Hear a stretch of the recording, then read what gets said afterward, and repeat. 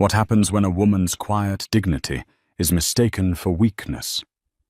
In the glittering world of high society galas, where reputations are built and shattered over a glass of champagne, one woman was about to find out. She stood at the podium, a mistress toasting to a future she had stolen. Her voice ringing with triumph through the silent, opulent ballroom. She believed she had won the man, the status, the life. But in the next 60 seconds, the grand doors would swing open, and a force she never knew existed would walk in. Her victory toast would turn to ash in her mouth, proving that some families don't just have money, they have power. This is the story of how a single devastating entrance turned a celebration of betrayal into a masterclass in ruin. The air in the grand ballroom of the Fairmont Royal York was thick with the scent of money, a heady mix of expensive perfume, hothouse flowers, and the subtle crisp aroma of ambition.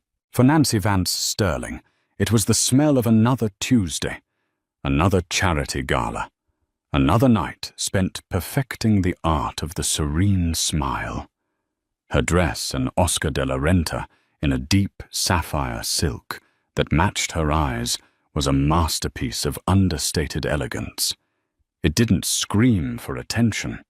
It commanded it quietly, much like the woman herself. Beside her, her husband, Richard Sterling, was a portrait of success. His tailored Tom Ford suit fit his athletic frame perfectly, and his smile, which had once been the reason for her own, was now just another part of his public armor. He was the CEO of Sterling Innovations, a tech firm that had exploded onto the scene 5 years ago, and he played the part of the self-made titan with practiced ease. But Nancy knew the truth. She felt it in the way his hand on her back was a proprietary gesture for the cameras, not an affectionate touch. She saw it in the way his eyes darted to his phone, a phantom vibration summoning his attention away from her, always away. The cracks in their 10-year marriage weren't just showing. They were cavernous ravines she had to gracefully step over every single day. "You look breathtaking, darling," Richard murmured, his lips brushing her ear, the gesture as cold as the diamond earrings she wore. "Thank you, Richard," she replied, her voice smooth and even. She didn't return the compliment. She had stopped offering him the genuine parts of herself long ago. Now she saved them for their 7-year-old son Leo, the one pure, untainted thing to come from their union. Tonight was the annual Starlight Foundation Gala, the crown jewel of the city's philanthropic calendar. It was a night for billionaires to write 7-figure checks and for their wives to display the latest haute couture. For Richard, it was a critical networking event. For Nancy, it was a 4-hour performance. She watched him work the room, his laughter a little too loud, his handshakes a little too firm. He was a good actor. He had convinced the world he was a visionary, a family man, a pillar of the community. He had even, for a time, convinced her. But the late-night board meetings, the faint, unfamiliar scent on his collars, and the emotional void that had grown between them, had become a language she was now fluent in. Nancy had known about the affair for 6 months. Her name, she learned from a discreet private investigator, was Amber Collins, a junior marketing associate at Sterling Innovations. 26 years old, raven-haired with a voracious ambition that Nancy recognized because it was the same hunger she'd once seen in a young Richard. The investigator's report was thorough, filled with photos of clandestine lunches and weekend trips to Niagara-on-the-Lake. Each image was a small, sharp cut to her heart. She hadn't confronted him. What was the point? A screaming match, a tearful denial followed by a pathetic temporary reconciliation. Nancy was not a screamer. She was a planner. Her family, the Devereaux, had taught her that emotion was a luxury one could afford only in private. In public, one held the line. Always. Her family. Richard thought of them as merely well off. He had met her father Augustus and her mother Isabel a handful of times. He saw them as quiet old money types from Boston, politely distant and absorbed in their own world of academia and obscure investments. He had no concept of reality. He had never been to their home, the sprawling ancestral estate in the Berkshires. He had never attended a Devereux family gathering where senators sought her father's counsel and international financiers deferred to her brother Julian's legal opinion. Richard had married Nancy Devereaux, but he had never truly met the Devereaux. He had no idea that their quietness was not meekness. It was the calm at the center of a hurricane. Tonight, as she sipped her water, a small, knowing part of her felt a tremor in the air. Richard had been growing bolder, more reckless. He believed he was untouchable, that his success was entirely his own making. He had forgotten that the initial seed money for sterling innovations. The multi-million-dollar investment that had gotten him off the ground had come from a trust her father had set up for her. He had forgotten whose name had opened the doors to his first crucial investors. He was a king in a castle she had quietly built around him. And tonight, he was about to invite the serpent into the throne room. The ballroom buzzed with polite conversation when the atmosphere subtly shifted. The change was palpable, like a drop in barometric pressure before a storm. Nancy, with the finely tuned social senses of her upbringing, felt it first. She saw the heads near the grand entrance turn, the whispers rippling through the crowd like a contagion. And then she saw her. Amber Collins did not enter a room. She conquered it. She was poured into a crimson Balmain dress that clung to every curve, a slash of defiant color in a sea of elegant jewel tones and classic black. Her hair was a glossy black cascade over her shoulders, and her smile was sharp, predatory. She walked with the unshakable confidence of someone who believed they held all the winning cards. She was everything Nancy was not: loud, ostentatious, and desperate for the spotlight. Richard, who had been deep in conversation with a banking executive, faltered mid-sentence. His eyes found Amber, and for a fleeting, fatal second, his carefully constructed mask slipped. A flicker of possessive pride, of shared conspiracy, passed between them. It was invisible to most, but to Nancy it was as bright and searing as a flash of lightning. The whispers grew louder. People knew. Of course they knew. In their circle, secrets were a form of currency, and Richard's affair was becoming common stock. Friends shot Nancy looks of pity, a sentiment she despised more than infidelity itself. She met their gazes with a calm, unbothered smile, raising her glass in a silent toast to a woman across the room she barely knew. Her composure was her shield and her sword. To show even a crack would be to admit defeat. Amber, escorted by a junior executive who looked utterly terrified to be her +1, made a slow, deliberate circuit of the room. It was a victory lap. Her eyes scanned the crowd, cataloguing the influential faces, but her final destination was clear. She was a heat-seeking missile aimed directly at Table 1, the prime real estate at the front of the ballroom, where Richard and Nancy were seated with the gala's organizers. Richard, a voice purred, dripping with feigned surprise. Amber stood before them, her crimson dress a declaration of war against Nancy's serene sapphire. "Fancy seeing you here."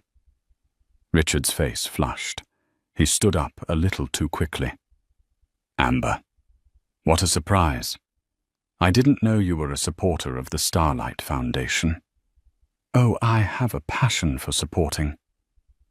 Worthy causes? She said, her eyes flicking to Nancy for a fraction of a second. The insult was clear. Nancy was the charity case. And this is Mrs. Sterling. It's an honor to finally meet you. I'm Amber Collins. I work with Richard. Nancy extended a cool, steady hand.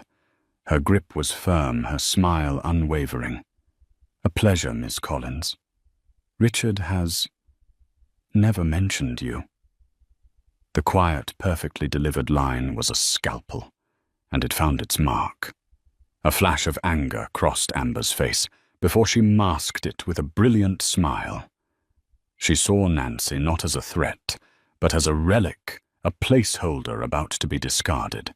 This exchange in her mind was a mere formality before the official transfer of power. For the next hour, Nancy endured the torment. Amber found a seat at an adjacent table, perfectly positioned in Richard's line of sight. They communicated with stolen glances, subtle smiles, and the invisible charged energy of their shared secret. Richard was distracted, clumsy in his conversations, his attention constantly snagged by Amber's magnetic pull. He was a man drowning, and he thought she was his life raft. Nancy ate her pan-seared scallops, discussed summer plans with the mayor's wife, and smiled for photographs. Each moment was an act of supreme self-control. She felt hundreds of eyes on her watching the drama unfold. They were waiting for her to break. They were waiting for the tears, the confrontation, the messy public scene. She would rather die. She was a Devereaux. Her personal pain was not for public consumption. Instead, she focused on a single point in the near future. A moment she had been orchestrating for the past 48 hours with a series of quiet, encrypted phone calls to her brother Julian. The storm was coming, but it was not a storm of her own tears. It was a storm of a different magnitude entirely. And as she watched Amber laugh, her head thrown back in careless triumph, Nancy knew the other woman had no idea she was dancing on the edge of a volcano. The main course plates were cleared, and the auctioneer was preparing to take the stage when Richard stood up, tapping his glass with a fork. The gentle chime silenced the room. A wave of confusion rippled through the audience. It was unusual for a guest, even a major donor, like Richard, to make an impromptu speech. Nancy's blood ran cold. She looked at her husband, at the arrogant set of his jaw and the feverish glint in his eyes. He was drunk not just on the vintage Bordeaux, but on his own perceived power and the proximity of his mistress. He was about to do something irrevocably stupid. "Good evening, everyone," Richard began, his voice amplified by the microphone swiftly provided by a staff member. "I want to thank the Starlight Foundation for another incredible evening. We're all here tonight for a great cause to support the future of our children." He paused, his eyes sweeping the room before landing with deliberate weight on Amber. But sometimes he continued, a strange, self-satisfied smile playing on his lips. "We also have to think about our own futures, about breaking free from the past to embrace a new, more authentic path. It's about finding truth and true happiness." A collective uneasy silence fell over the ballroom. The subtext was as subtle as a key alarm. This wasn't a speech about charity.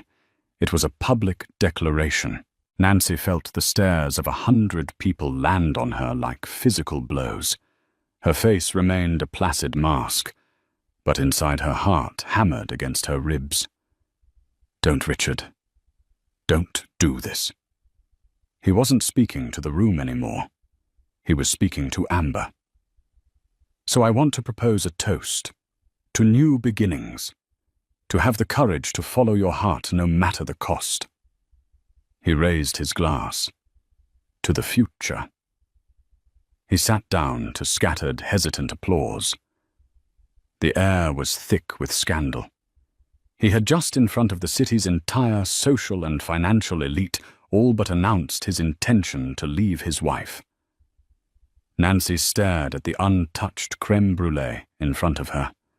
She could feel the pity radiating from those around her, a suffocating blanket of condescension. She wanted to disappear. But then she saw Amber. Buoyed by Richard's reckless speech, Amber Collins saw her moment. This was it. The public coronation. With a look of radiant triumph, she stood up, picking up her own champagne flute. "I'd like to add to that," Amber said, her voice cutting through the awkward murmurs. All eyes snapped to her. This was unprecedented. A junior employee hijacking a C-suite gala.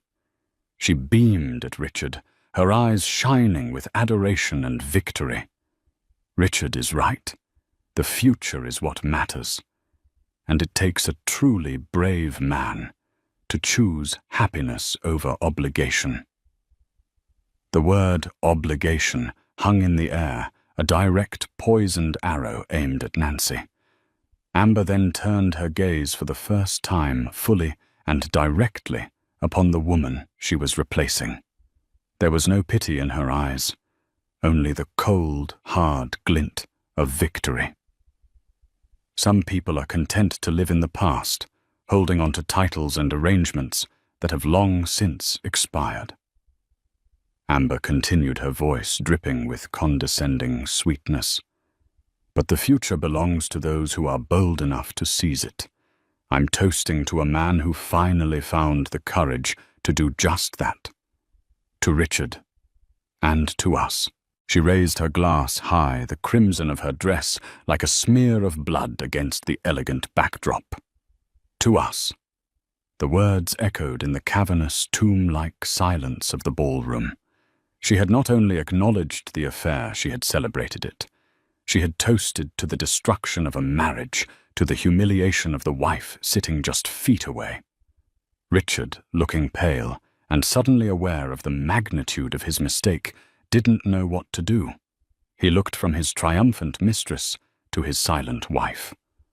Amber held her pose, her glass in the air, a triumphant smirk on her lips, waiting for the applause that would legitimize her coup.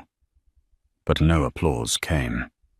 There was only a shocked, horrified silence, and the sight of Nancy Vance Sterling, sitting perfectly still, her expression unreadable, her sapphire eyes fixed on her husband with an intensity that promised not tears, but a reckoning. The mistress had toasted to her victory. The room held its breath, waiting for the wife to fall apart. In the deafening silence that followed Amber's toast, every eye in the room was locked on Nancy. They expected a scene. They craved it. The drama was the real currency of the evening, far more valuable than the silent auction items. They anticipated the tremor in the lip, the glistening of tears, a shouted accusation, or a dignified but hasty retreat. Nancy gave them none of it. She remained perfectly unnervingly still. She did not look at Amber. To acknowledge her would be to grant her significance. Instead, her gaze remained fixed on Richard. The serene smile she had worn all evening was gone, replaced by an expression of profound and chilling emptiness. It was a look that stripped him bare, peeling back the layers of his success and confidence to reveal the small, weak man underneath. In her eyes, he saw not a wife he had wronged, but a stranger he had fundamentally misjudged. Slowly, deliberately, Nancy picked up her linen napkin. She dabbed at the corners of her mouth, a gesture so normal, so mundane, it was utterly jarring in the high-stakes emotional theater of the moment. She then placed the napkin neatly beside her plate. She turned her head slightly, her gaze sweeping over the faces at her table, the gala chairwoman whose mouth was agape, the bank president who was studiously examining his dessert fork, their wives who looked at her with a mixture of horror and morbid fascination. She gave them a small, tight nod, an apology for the vulgar disruption they had been forced to witness. It was an act of breathtaking control. At that moment, she wasn't the victim. She was the epicenter of a power they couldn't comprehend, the quiet heart of a coming hurricane. Her stillness was more terrifying than any scream. It was the eerie calm of a deep ocean before a tsunami. Amber's triumphant smile began to falter. The silence was not the stunned admiration she had expected. It was the suffocating silence of judgment. Her hand, still holding the champagne flute aloft, began to tremble. The crowd was not with her. She had miscalculated, assuming they would rally behind the narrative of passionate true love. Instead, she had simply revealed herself to be classless and cruel. She slowly lowered her glass, a flush of uncertainty creeping up her neck. Richard felt a primal fear seize him. He had seen Nancy angry before, but that was a familiar, manageable fire. This was different. This was the absolute zero of her rage, a coldness so profound it burned. He had not just broken their vows, he had publicly humiliated a woman who he was beginning to suspect he did not know at all. The vague, polite stories about her family, their quiet life in Boston, it all felt like a flimsy stage set in the face of her terrifying composure. "Well," Nancy finally said, her voice clear and steady, cutting through the tension. It wasn't loud, but it carried to every corner of the silent room. She didn't look at Richard or Amber. She addressed the table at large. "It appears the evening's entertainment has taken an unexpected turn." She pushed her chair back, the sound of its legs scraping against the polished floor, unnaturally loud. She stood, her posture perfect, her sapphire dress shimmering under the chandeliers. "If you'll excuse me," she stated, her voice devoid of any emotion. This was the moment they expected her to flee. But she didn't move towards the exit. Instead, she turned her back on her husband and his mistress, and took a single deliberate step away from the table facing the grand gilded doors at the far end of the ballroom. She stood there alone in the open space, a solitary, elegant figure. She wasn't running. She was waiting. A nervous cough broke the silence. The auctioneer looked uncertainly towards the stage manager. The entire event had ground to a halt, held captive by a domestic drama that had spiraled into a public spectacle. Richard started to rise to go to her to say something, what he had no idea. But a sudden resonant thud stopped him. It was the sound of the grand ballroom doors being pushed open from the outside. Two uniformed hotel staff held the towering doors, swinging them inward to their full dramatic width. The light from the grand foyer spilled into the ballroom, silhouetting the figures who were about to enter. Nancy didn't turn. She didn't have to. She knew who was coming. She had made the call. Amber Collins, feeling the first real pang of fear, watched the entrance confused. Who could possibly be arriving this late? Richard Sterling, his heart beginning to pound, a frantic, terrified rhythm against his ribs, stared at the doorway, a dawning, sickening horror beginning to curdle in his stomach. The quiet, polite, well-off family from Boston. The people he had dismissed. The people he had insulted through their daughter. The stillness was over. The storm had just made landfall.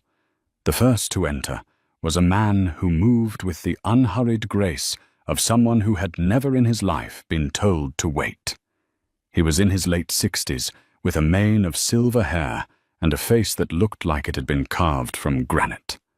He wore a simple, exquisitely cut, dark suit, but he carried an aura of absolute authority that made the tuxedos around him look like cheap costumes. This was Augustus Devereux. His eyes, the same deep sapphire as his daughter's, swept the room once, taking in the scene with a cold, analytical precision. They did not register the crowd. They assessed it. Flanking him was his wife, Isabel Devereux. She was the very definition of old-world elegance, draped in pearls, and a Chanel gown that was likely older than Amber Collins, but looked infinitely more valuable.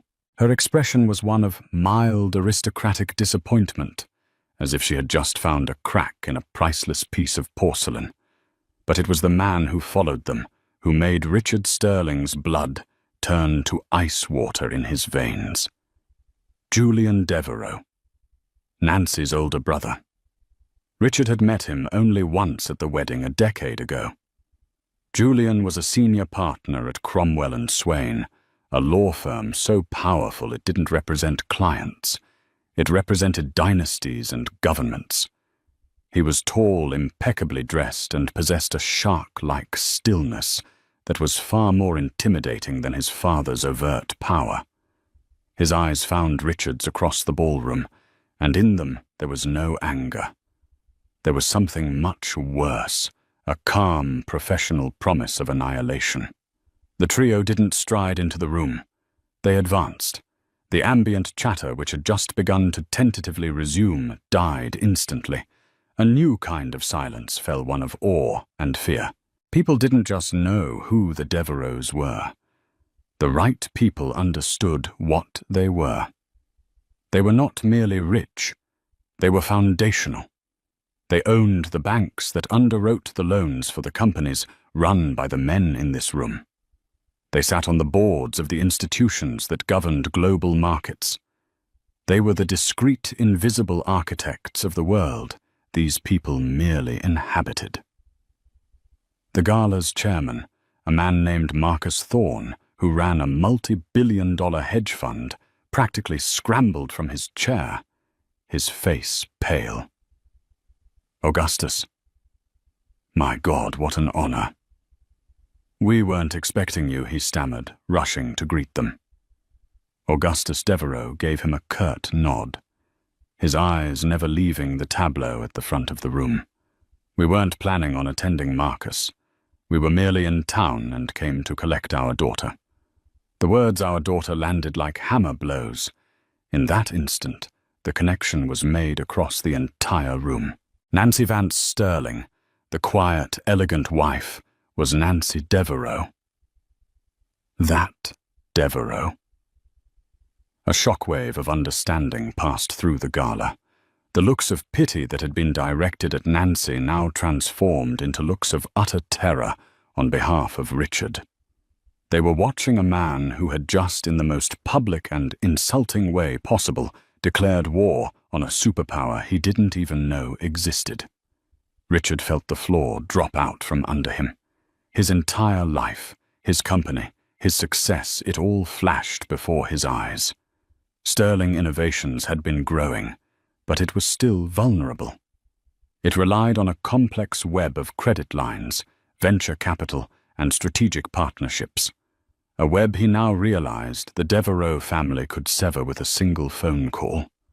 The name on the initial seed investment check suddenly burned in his memory, the A.J. Devereux Family Trust.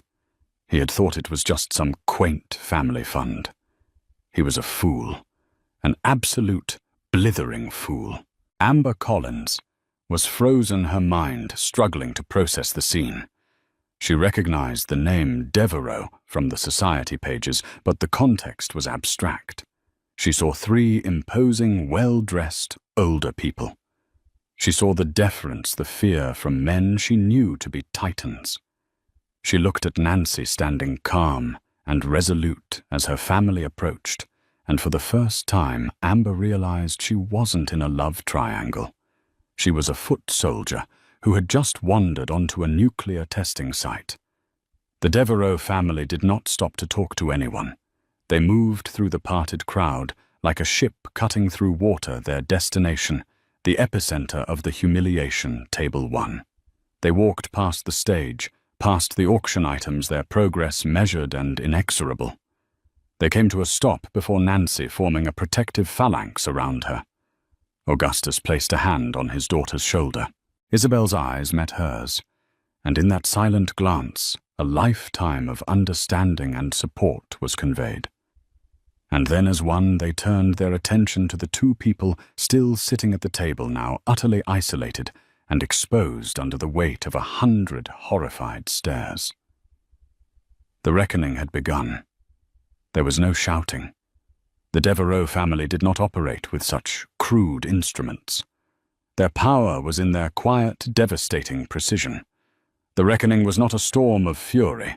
It was a surgical strike executed with the cold, impassive skill of a master assassin. Augustus Devereux's gaze settled on Richard. He did not speak. He simply looked at the man who had betrayed his daughter, and in that look was the full, crushing weight of his disappointment and contempt. It was the look of a god inspecting an insect just before it is erased from existence.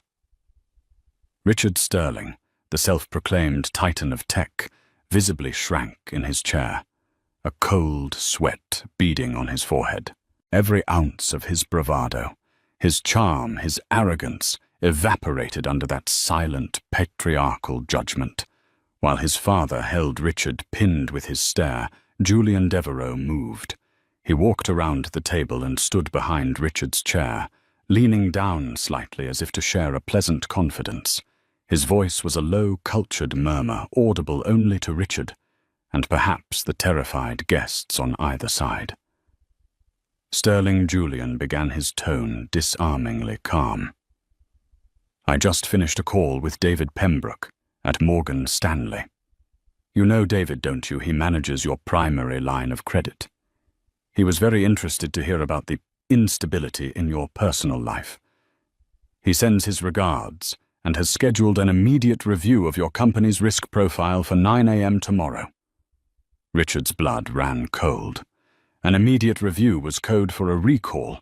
His entire operation was leveraged against that line of credit. Julian continued, his voice as smooth as silk. "And Michael Brown at Omnicorp, your partner for the new chipset manufacturing. He and my father sit on the museum board together. Small world. Michael is a great believer in family values. I suspect he'll find the moral turpitude clause in your contract quite compelling. Expect his call before breakfast." Each sentence was a perfectly aimed shot, striking a critical pillar of Richard's empire. He had spent years building these relationships, this company. Julian Devereux was dismantling it in under 60 seconds with a few quiet words. "And those government contracts you're bidding on for Sterling?" Secure, Julian added, his voice dropping even lower, becoming a near whisper of pure menace. "The ones that would triple your company's valuation. The selection committee is chaired by Senator Carlson. Nancy is his daughter's godmother. I think you can consider your bid withdrawn." Julian straightened up, a faint, cruel smile touching his lips. "You built your house on my family's land, Richard. You seem to have forgotten we can revoke the lease at any time. Enjoy your dessert." He had not raised his voice. He had not made a threat. He had simply stated a series of facts that, when assembled, spelled out Richard's complete and utter ruin. While Julian dismantled Richard's professional life, Isabel Devereux addressed the other problem. She turned her cool, discerning eyes upon Amber Collins. Amber, who had moments ago been preening in her victory, now looked like a frightened child. Isabel did not approach her. She spoke from where she stood, her voice clear and carrying a masterclass in public dismissal. "Miss Collins, is it?" "It?" Isabel asked, her tone suggesting she was addressing a particularly impertinent member of the catering staff. Amber nodded, unable to speak. "My family has a saying," Isabel continued, her gaze sweeping over Amber's garish dress and overly ambitious jewelry. "A woman who has to buy her own furniture will never understand the value of an heirloom." "You are a piece of new furniture, Miss Collins, flashy, temporary, and ultimately destined for the curb. You mistook a business arrangement for a love story, and you mistook my daughter's decency for weakness. These are the fatal, common mistakes of your kind." Isabel's eyes flickered to the other women at the nearby tables, the wives, the matriarchs of their own powerful families. She was not just speaking to Amber. She was passing a sentence that would be upheld in every salon, boardroom, and country club in the city. Amber Collins was no longer a scandalous rival. She was a social pariah, a non-person. "You have your moment in the spotlight," Isabel concluded, her voice laced with icy finality. "I do hope you enjoy it. It will be your last." With that, the Devereux matriarch turned her back on Amber, the dismissal so absolute it was as if she had ceased to exist. Amber sat there, her face ashen. Her cheap victory toast, having cost her everything she had, so desperately craved a future, a reputation, a place in this world. The reckoning was complete. It had been swift, silent, and total. The Devereux family had not caused a scene. They had restored order. Augustus offered his arm to Nancy. Isabel took her other arm. Julian stood behind them, a silent sentinel. Together, the family, whole and unbreakable, turned and walked towards the grand exit. They moved with the same quiet, inexorable purpose with which they had entered, parting the stunned crowd before them. They left behind the smouldering ruins of 2 lives, a silent ballroom full of witnesses, and a lesson that would be whispered about for years to come. Never, ever mistake a quiet woman for a weak one. You never know who her family is. The exit of the Devereux family was as impactful as their entrance. As the grand doors closed behind them, it was as if the oxygen had been sucked out of the room. The spell was broken, and a cacophony of frantic whispers erupted. Richard Sterling remained frozen in his chair, his face a ghastly shade of white. Julian's words echoed in his mind, a death knell for his career. He looked across the table and saw the gala chairman, Marcus Thorne, pointedly avoiding his gaze. He saw the averted eyes of men he had called his peers, his friends. He was no longer one of them. He was a liability, a cautionary tale. His gaze fell upon Amber. She was staring at her half-empty champagne glass, the symbol of her ruin. Her face was streaked with tears, her carefully applied makeup a tragic mess. Her triumph had lasted less than 5 minutes. She looked up at him, her eyes pleading, searching for reassurance. But Richard had none to give. He felt nothing for her now, but a venomous resentment. She was the garish, stupid catalyst for his downfall. She had goaded him, and like a fool he had followed. Their shared glances were no longer conspiratorial. They were the panicked looks of 2 co-conspirators about to be sentenced. They were left alone at the table, a toxic island, in the middle of a room that was rapidly distancing itself from them. The mayor's wife suddenly remembered a pressing engagement. The bank president had to make an urgent call. Within minutes, the seats around them were empty. They were pariahs. Meanwhile, in the marble-floored grand foyer, Nancy felt the cool night air on her skin as the hotel doorman held the entrance open for her family. For the first time all evening, a genuine emotion broke through her carefully controlled facade. It wasn't sadness or anger. It was a relief, a profound, cleansing relief. "Are you all right, my dear Augustus?"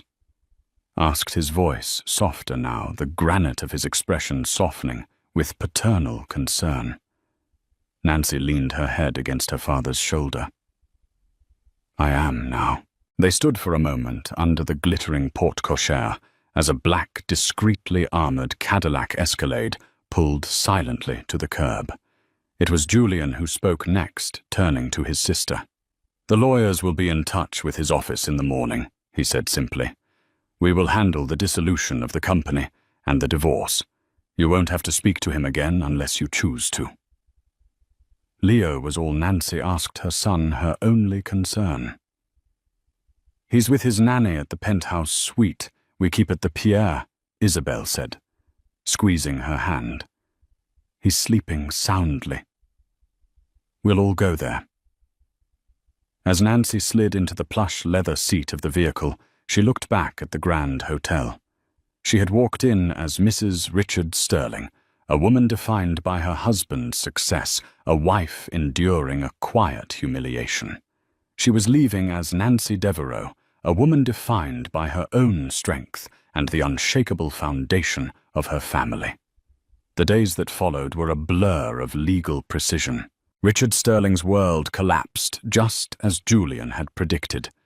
His credit was pulled. His key partnership was terminated. His company, Sterling Innovations, once the darling of the tech world, was carved up and sold for parts to cover its debts, with a Devereux-owned private equity firm buying the most valuable patents for pennies on the dollar. Richard was left with nothing but the public shame of his hubris. Amber Collins vanished. Fired from her job and socially blacklisted, she left the city. Her name becoming a whisper, a ghost story told to ambitious young women about the dangers of overplaying their hand. Nancy never looked back. She and Leo moved back to Boston for a time, healing in the quiet embrace of the Devereux estate. But she did not remain in hiding. A year later, she re-emerged not as a socialite, but as a force. Using her inheritance and the name she had once hidden, she launched the Devereux Vance Foundation, an organization dedicated to empowering women in tech funding, the very kind of startups her ex-husband had once run. She became known for her sharp intellect, her quiet philanthropy, and her unerring eye for talent. She was no longer just a Devereux by name. She was a Devereux by action, a matriarch in the making. She had walked through the fire of betrayal and emerged not burned but forged. Her silence had been her shield, her composure, her weapon, and her family, her army. She had proven that in a world of loud victories and flashy triumphs, the most devastating power is the one you never see coming. 2 years passed. The Starlight Foundation. Gala, where Richard's empire had crumbled, became a legend in the city's social lore, a whispered cautionary tale about hubris and hidden power. In that time, Nancy had not just recovered, she had transformed. The Devereux Vance Foundation was now a formidable force in the tech and philanthropic worlds. Nancy, its founder and driving force, was no longer seen as Richard Sterling's wronged wife, but as a visionary in her own right. Her sapphire eyes, once clouded with quiet pain, now held the sharp, focused clarity of a leader. Tonight was the inaugural Devereux Vance Foundation Gala, held in the very same ballroom at the Fairmont. It was a deliberate choice. Nancy was not a woman who ran from ghosts. She believed in reclaiming spaces in rewriting history. The ballroom, once the scene of her greatest humiliation, was now filled with the energy of her greatest triumph. Dressed in a striking emerald green gown by a designer her foundation had sponsored, she moved through the crowd not as a guest, but as a queen in her own court. Her son Leo, now 9, was spending the evening with his grandparents. He was a happy, bright boy, but recently he had begun asking questions about his father. Why didn't he see him? Where did he live?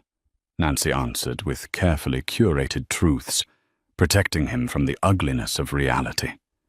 But she knew a day would come when curated truths would not be enough.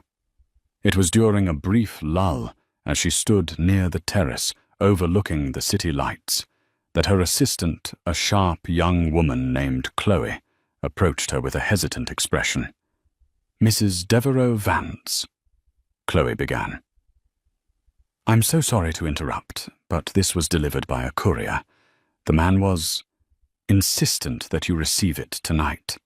She handed Nancy a simple, unadorned white envelope.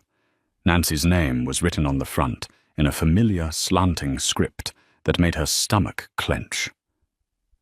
It was Richard's handwriting. Excusing herself, she stepped out onto the quiet terrace, the cool night air a welcome shock. Her hands were perfectly steady as she opened the letter.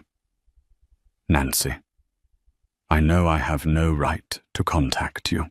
I know the sound of my name is likely a poison to you, and for that I am truly sorry. I am not writing to ask for forgiveness. I know that is impossible. I am not writing to ask for money. I have learned to live with what I have, which is nothing. These past 2 years have been a journey through hell, a hell of my own making. I have lost everything, and I deserved to. In losing it all, I finally began to see you, to see what I threw away, to see the man I had become. I am in therapy. I am working a menial job. I am, for the first time in my life, honest with myself.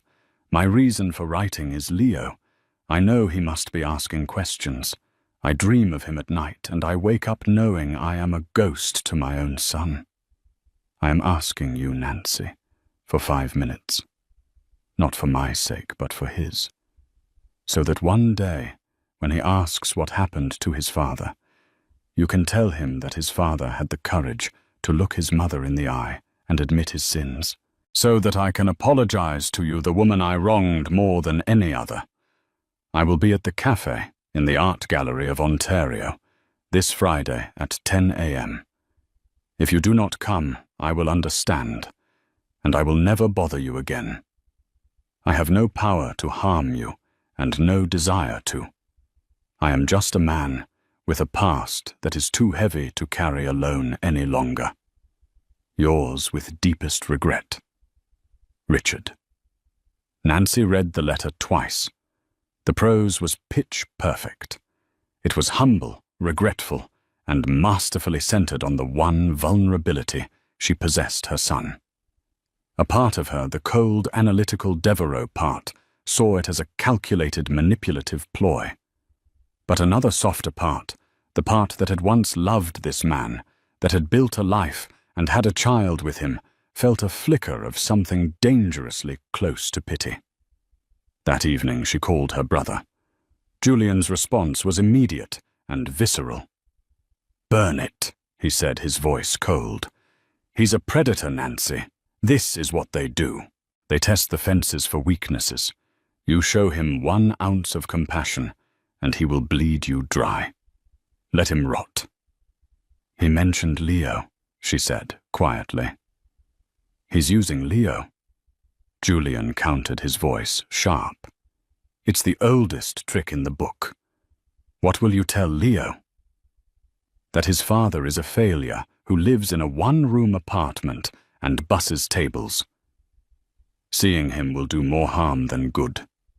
You are Leo's rock. Don't let Richard bring a sledgehammer anywhere near that foundation." Nancy knew Julian was right.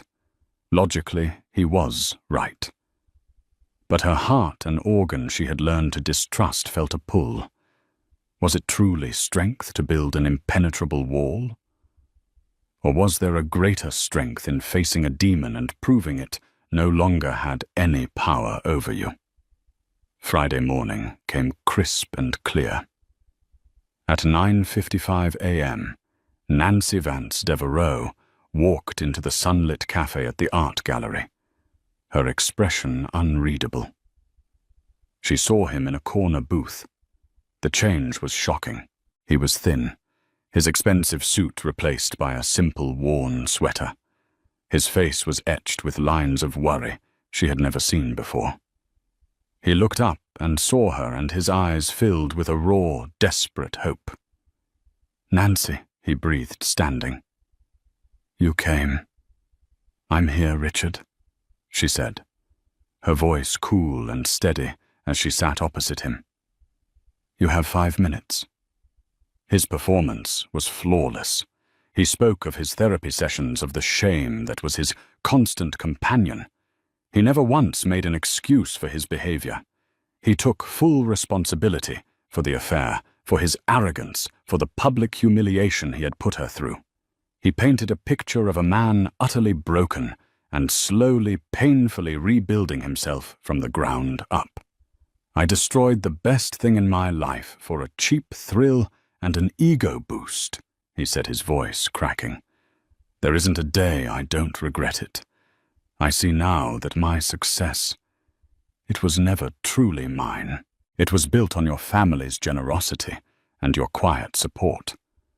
I was a fool who thought the house he lived in was a castle he had built. Nancy listened, her hands resting calmly in her lap. She felt nothing. The man opposite her was a stranger, and his confession was like a story about people she didn't know. The emotional wounds had long since scarred over, leaving her impervious. Then came the pivot. It was subtle, masterful. I'm not looking for a handout, he said, looking down at his hands. I'm trying to make amends, not just with words. I've been volunteering at a youth center. These kids, they're brilliant, but they have nothing. I've been teaching them to code on old donated computers. It's the one thing I have left to give. I'm trying to start a small non-profit, a coding camp, just to give a few of them a leg up. He looked at her, his eyes glistening. I know it's audacious to even think this, but I see what you're doing with your foundation. It's incredible. You're changing lives. My little project is nothing in comparison, but it's honest work. It's the only legacy I have left for Leo to know. He didn't ask her for money. He didn't have to. He had laid the bait perfectly, appealing to her philanthropic mission and her love for her son. He was asking her to invest in his redemption. I'll have to think about it, Richard, she said, her voice neutral. She stood. My 5 minutes are up. She walked away without a backward glance, leaving him in the booth, his expression a perfect blend of hope and sorrow. The moment she was in her car, she called Julian. Run a full check on him, she said. Everything. Bank accounts, employment, residence, and any charitable organization registered under his name. The report came back less than 24 hours later. It was worse than she had imagined. Richard was living in a squalid bachelor apartment on the edge of the city. He wasn't a busboy. He was unemployed and had been for 6 months. He was drowning in debt not to banks, but to illegal loan sharks. There was no youth center. There was no coding camp. It was all a lie. A carefully crafted narrative for an audience of one. The cold fury that filled her was not for the deception, but for his audacity in trying to use their son as a pawn in his pathetic con. Julian was right. A snake is always a snake. She was preparing to have her legal team send a final binding cease and desist order when a call came through to her private line. The number was blocked. Is this Nancy Vance? A woman's voice asked. It was raspy thin and held a note of frayed desperation that Nancy recognized instantly. This is her. Who is this? It's Amber, the voice said. Amber Collins. Nancy frozen. I have nothing to say to you. Please don't hang up, Amber pleaded, and the sound was no longer of a rival, but of someone at the very end of their rope. I heard he contacted you. Richard, I need to warn you. It's not about a coding camp. He's in trouble, deep trouble, and he's trying to get to something he thinks you can access. A long silence stretched between them. What are you talking about? Nancy finally asked. The final months at Sterling Innovations. Amber's voice trembled. He was panicking. He knew things were getting shaky. He thought your family might be pulling back support. So he did something. He set up a series of shell corporations. He siphoned nearly $8 million from the company planning to run. With me. He was going to leave you with a bankrupt company and disappear. Nancy felt the floor drop away for a second time in her life. The betrayal wasn't just infidelity. It was a premeditated, cold-blooded theft. He had been planning to gut the company her family had funded and leave her with the wreckage. The money was wired to an offshore account. Amber continued, her voice gaining a frantic speed. But when your family moved so fast, everything was frozen in litigation. The accounts were flagged. He could never access it, but the account requires 2 digital key holders to unlock in case of a legal override. Him and you. It was set up when the company was founded, a standard spousal clause for asset protection. He thinks if he can convince you he's a changed man, you might sign a document, something you think is for his charity, that would actually grant him access. He needs your signature to steal the money he already stole once. The full monstrous scope of his deception was finally laid bare. The toast at the gala hadn't been a foolish, impulsive declaration of love.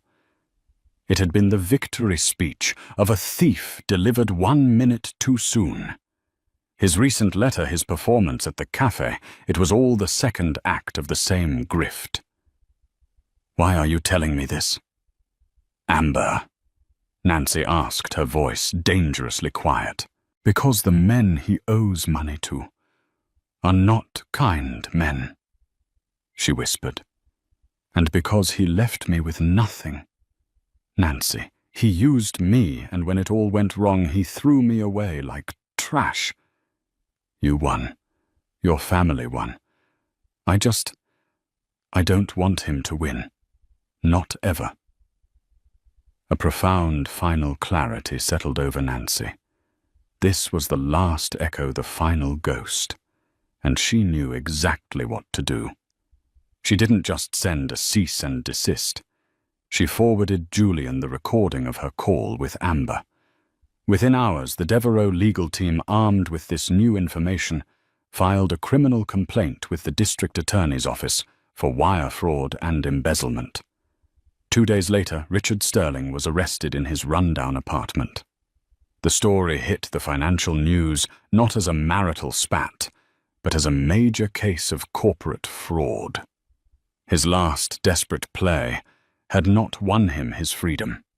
It had earned him a prison cell. In exchange for her testimony, Amber Collins received immunity and a small one-time payment from a Devereaux discretionary fund, enough to disappear and start a new life free from Richard's toxic orbit. Nancy stood once more on the terrace of the Fairmont, looking out at the city that was now hers. She felt no triumph, no joy, only a quiet, resolute peace. She had faced the past, dissected its lies, and protected her future. Her father called her that evening. His voice held no surprise, only a deep, abiding respect. "You handled it perfectly," Nancy Augustus said. "You are truly your mother's daughter." And in that moment, Nancy knew she was no longer just a Vance or a Sterling. She was a Devereaux, a name she now defined for herself not by the power she had inherited, but by the wisdom and strength with which she wielded it. The storm was finally completely over, and so the story of Richard Sterling and Amber Collins serves as a stark reminder. Never underestimate the woman who meets chaos with calm. Nancy's story isn't just about the satisfying downfall of a cheating husband and his arrogant mistress. It's a testament to the incredible power of quiet strength, dignity, and knowing your own worth, even when others try to devalue it. She proved that true power isn't about making a scene. It's about having the strength to rewrite the entire script, ensuring the final act belongs to you. Karma in this story wasn't just a fantasy. It was a well-executed strategy delivered by a family that protects its own. If you were captivated by this story of justice served cold and a woman's rise from the ashes of betrayal, please let us know. Hit that like button, share this video with someone who loves a story of epic karma, and don't forget to subscribe to our channel for more tales of empowerment and sweet, sweet revenge. What did you think of the Devereaux family's entrance? Let us know in the comments below.